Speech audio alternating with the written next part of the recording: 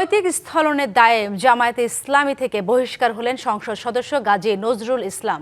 এখন প্রশ্ন উঠেছে তার সংসদ সদস্য পদ থাকবে কিনা। ডিবিসি নিউজকে চিফ হুইপ জানালেন, নৈতিক স্থলনের দায়ে বহিষ্কার হলে সংসদ সদস্য পদ আর থাকে না। তবে সংবিধান অনুযায়ী স্বেচ্ছায় দল থেকে পদত্যাগ করলে অথবা সংসদে দলের সিদ্ধান্তের বিরুদ্ধে ভোট দিলে সংসদ সদস্য পদ থাকে না। আর নির্বাচন কমিশন বলছে এ বিষয়ে চিঠি পেলে পর্যালোচনার পর সিদ্ধান্ত। সাতক্ষীরা ৪ আসনের ৩ বারের সংসদ সদস্য গাজী নজরুল ইসলাম জামায়াতের কেন্দ্রীয় মজলিসে শুরা সদস্য। সোমবার সামাজিক যোগাযোগ মাধ্যমে ব্যক্তিগত মুহূর্তের ভিডিও ছড়িয়ে পড়ায় তিনি তোপের মুখে পড়েন।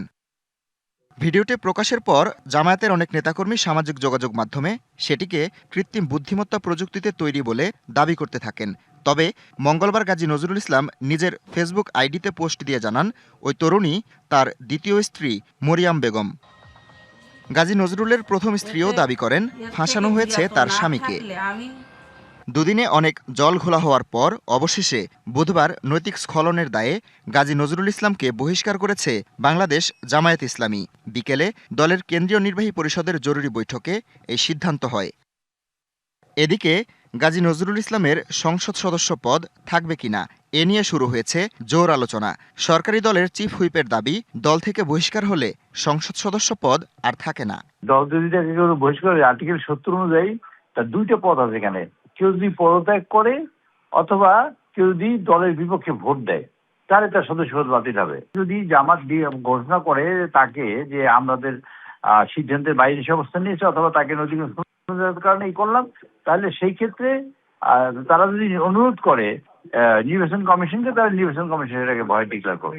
আর যদি উনি যদি এখানে যদি নিজে পদত্যাগ করেন, যেমন লতিফ সিদ্দিকী যতটুকু আমার মনে করে নিজে পার্লামেন্টে দাঁড়িয়ে বলছে যে আমি পদত্যাগ করলাম, তখন উনি বলছে আমি পদত্যাগ করলাম নির্বাচন কমিশনে, তখন সেই সিটটা ভয় ডিক্লেয়ার হয়েছিল। পরে আর নির্বাচন কমিশন বলছে জামায়াতের এমপির বিষয়ে চিঠি পেলে আইন অনুযায়ী ব্যবস্থা নেবে কমিশন। না, ওনাকে যদি দলে থেকে বহিষ্কার করে তাহলে whether it comes within the word resign, যে উনি রিজাইন দিল, কিন্তু এখানে কিন্তু ওইভাবে বলা নাই যে উনি রিজাইন দিয়েছেন, তা কিন্তু বলা নাই। তাই তবু আমরা আসুক, আমরা আইনের খুঁটিনাটি পরীক্ষা করি।